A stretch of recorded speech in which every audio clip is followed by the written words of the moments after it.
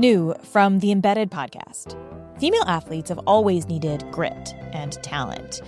But for decades, they've also needed a certificate. There was chit-chat about, is that really a woman? And even now, they're still being checked and questioned. Their story is the newest series from CBC and NPR's Embedded. It's called Tested. Listen wherever you get your podcasts. Are you enjoying this podcast? Well, you have KUOW members to thank for that. KUOW members make the trusted local journalism and storytelling you hear on this show possible. Become a member today and help support the production of this podcast. It only takes a minute. Make a donation at KUOW.org or follow the link in the show notes. And thanks.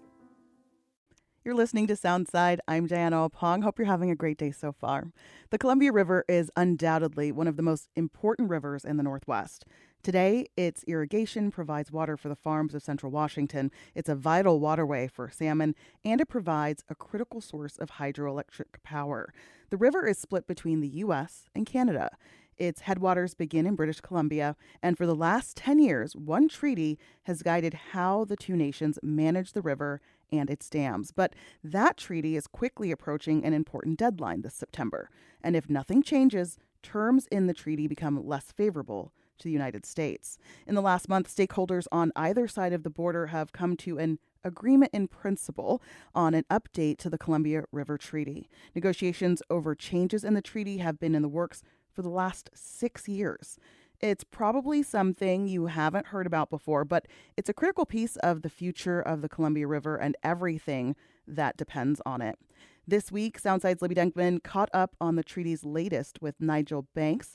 Nigel is a professor emeritus of law at the University of Calgary. Here's that conversation, starting with the basics of just what the Columbia River Treaty actually does. So the basics are that it provides for the cooperative development of the Columbia River and the Kootenai River. So this is a shared basin. It has highly variable flows. And I think the big concern that led to the treaty was actually the risk of floods. So there was a very bad flood in 1948, particularly in the Vanport area of Oregon, and there was a significant loss of life. And so the two states, I think, thought that we need to think about how we provide flood control protection. And the best way to do that is to build dams in the upper basin. So Canada agreed to construct 3 dams, which are known as the treaty dams. And it also authorized the United States to build the Libby Dam in Idaho. And Canada's consent was required for that because the reservoir behind Libby backs up into British Columbia. And in return for that, there was a lump sum payment to Canada. And then in addition, it was also understood that these dams would provide power benefits to the United States because it would allow the US to make more efficient use of dams that are already being constructed on the main stem. So dams like Grand Coulee. And for those benefits that were conferred, Canada was to receive 50% of the incremental power and capacity benefits at each of those main stem dams. So that was the basic deal. And I think it's important to understand that the treaty then has 2 principal values, power and flood control. And the other thing to note is that this September 2024 is an important date in the Columbia River Treaty's life. The flood control provisions change automatically and they become far less favorable to the United States. And there's a lot of uncertainty about how the new provisions would operate. And I think that's perhaps the principal reason why the parties decided we need to renew this treaty. Well, first, I want to say we did not decide to talk about the Columbia River Treaty just in order to bring up the Libby Dam, which is, of course, my namesake dam. But it is a nice side benefit of talking about this. So thank you for clarifying. So basically, part of the treaty was going to change, and this was the right opportunity for renegotiation. How have the two countries felt about this agreement over the past 60 years since it was first ratified? Have there been points of contention, Nigel?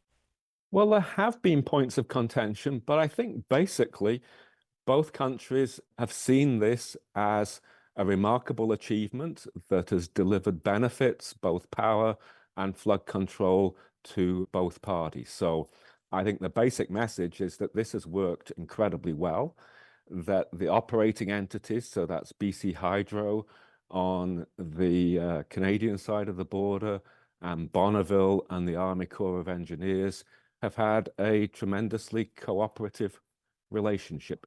So we have, in broad strokes, the Canadian government providing this extra storage in its reservoirs to help the U.S. manage floods in Washington and Oregon. And then you have the U.S. sending payment and also electricity from some of its hydroelectric dams in order to compensate Canada for that.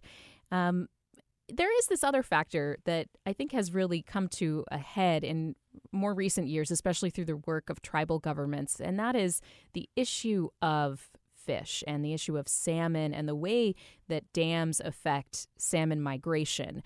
We are in the middle of a movement to breach certain dams on the Columbia River and other rivers because of the dangers and hardships that they place on migrating salmon.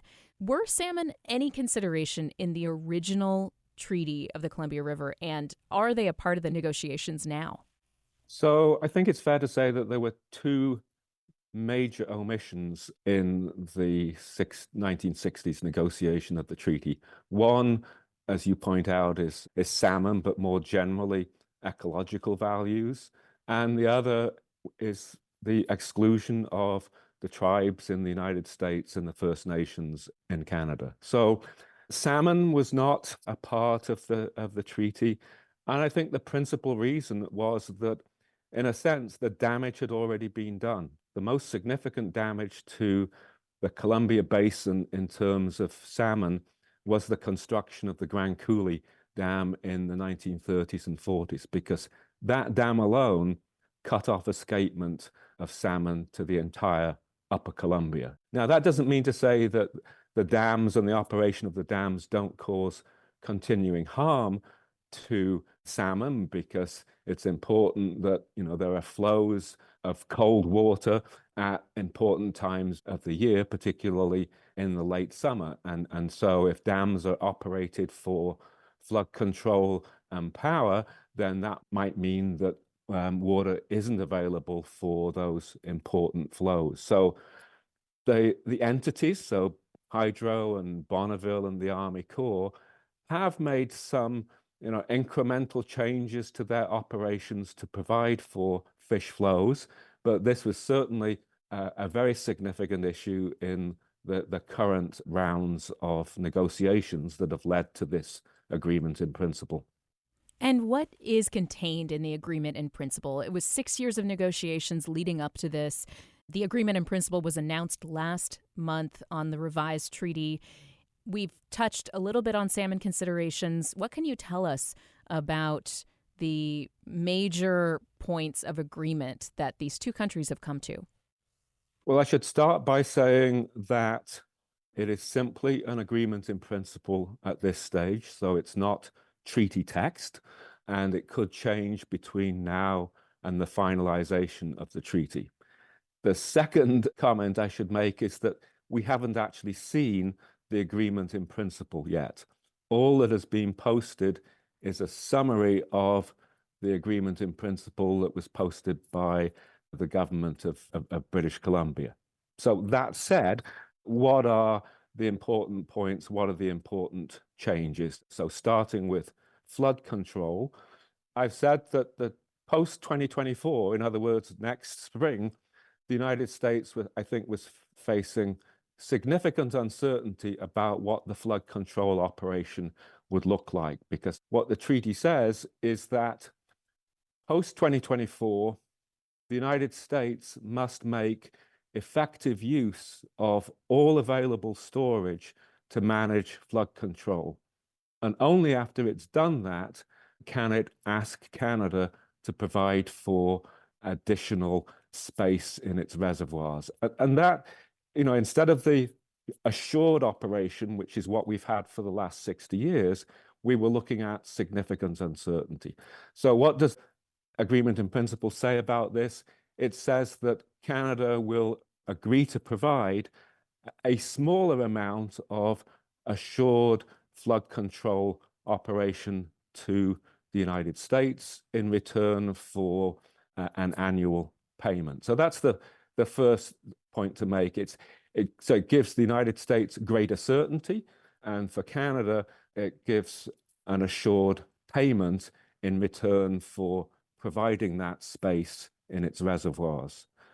On the power side of things, what's happening is that the downstream benefits that Canada will receive will be reduced over the next 20 years. And in return for that, Canada will get more flexibility about the way in which it operates its upstream storage. So managing for ecological values, recreational values, and resident fish, and that sort of thing. So those are flood control and power. On the fish side of things, what the AIP provides for is that Canada will make available to the United States a certain amount of flow, so 1 million acre foot of flow, which presumably the United States will be able to call upon when it wants additional cold flows in the lower Columbia. And that can be extended to 1.5 million acre foot in a dry year. So we had a dry year last year. This will provide additional fish flows. In return for that, there'll be another additional payment to Canada in recognition of the value conferred by that flow for fish, but also for other purposes. And then in relation to Libby, Canada has always been concerned that the United States operates Libby more unilaterally than the other treaty dams. And so I think Canada was hoping for more control or more say in the operation of Libby.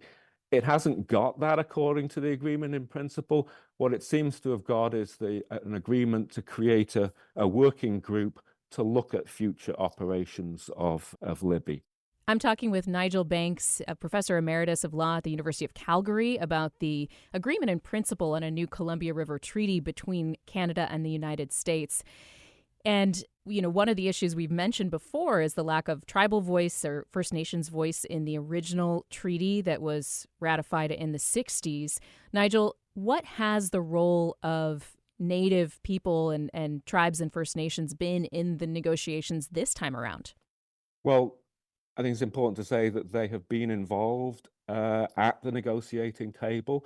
So as part of the negotiating teams, as I understand it, on both sides of the border, but certainly the case for First Nations in Canada. So a completely different picture from what we saw in the early 1960s. At this stage, I think it's hard to see precisely what the impact of that involvement has been. What we know from what's posted on the BC government's website is that the AIP calls for the creation of an Indigenous and tribal advisory body, which will have responsibility for making recommendations about how to manage the Columbia as one river and to think about ecological and ecosystem values as part of its mandate. I think this is an issue on which we really need to see more detail when the text of the agreement in principle is actually released. Is it fair to simplify this newly negotiated treaty, the agreement in principle that we have so far, to basically say, going forward, the U.S. is going to send Canada less electricity, Canada is going to provide less flood storage in Canadian reservoirs. The U.S. is going to pay Canada in order to be able to release some of that cooler water for fish considerations to keep the temperature down for migrating salmon and other wildlife. And that there will be this advisory board for First Nations and tribal leaders to have a voice in the whole system. Is that capturing pretty much the place that we're in right now? And what else should people know going forward? I think, hearing that the Canada, for example, will store less floodwater for the U.S., it makes me wonder about plans to manage the floodplains around the Columbia going forward, and if there will be, changes on the U.S. side of the border that need to happen in order to compensate for that. So I guess I'll give you two answers there, Libby. I think you're certainly right that there probably will need to be some further studies done in the United States on floodplain issues. I think the second point, though, is that while this new agreement in principle perhaps gives the United States less flood control protection than it currently has, it does give the United States more flood control protection than it would get under the rules that were going to kick in automatically in September. So I guess what we've got here is a saw-off. The uncertainty of the current rules post-2024, the significant assurance that the United States now has until September 2024, and we've kind of sawn this off in the middle in terms of flood control. So more assurance to the United States, but over less volume space in Canadian reservoirs. Of course, as an agreement in principle, there need to be additional steps in order to ratify this as a full updated treaty. What are the next steps here to actually get it on the books?